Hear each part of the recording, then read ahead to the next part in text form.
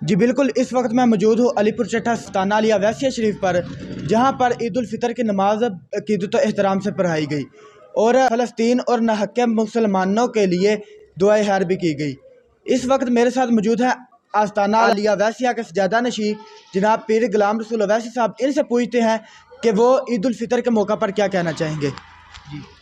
بسم اللہ الرحمن الرحیم، اللہم صلی علی محمد وعلی آلہ وعطراتہ بعدد کل معلوم اللہ کا۔ عید الفطر مسلمانوں کا ایک تہوار ہے، اور یہ ایسا تہوار ہے کہ جو ہم اجتماعی طور پر مناتے ہیں۔ چونکہ اسلام ایک اجتماعی دین ہے اور اس میں اجتماعیت ہے۔ ماہ رمضان المبارک کے گزرنے کے بعد جس طرح اللہ نے رمضان شریف کی نعمت سے نوازا ہے، اسی طرح عید الفطر بھی ہمارے لیے ایک نعمت ہے۔ یہ اجر و ثواب کا دن ہے۔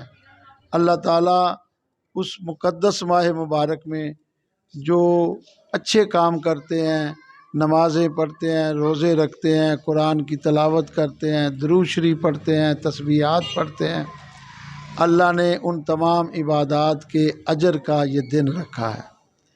اور عالم اسلام اللہ کے حضور سر بسجود ہو کر اللہ کی عطائیں اور اللہ کی عنایات سمیٹتے ہیں۔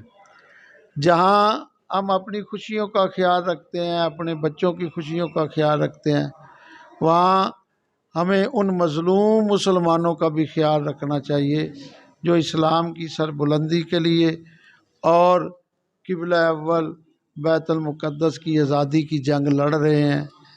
ہمیں ان کی اخلاقی طور پہ بھی مدد کرنی چاہیے، سیاسی طور پہ بھی مدد کرنی چاہیے، اور اللہ کے حضور بھی دعا کرنی چاہیے کہ اللہ تعالیٰ ان کو جلد اور جلد اپنے مقصد میں کامیاب فرمائے اور قبلہ اول کو اللہ تعالیٰ آزادی عطا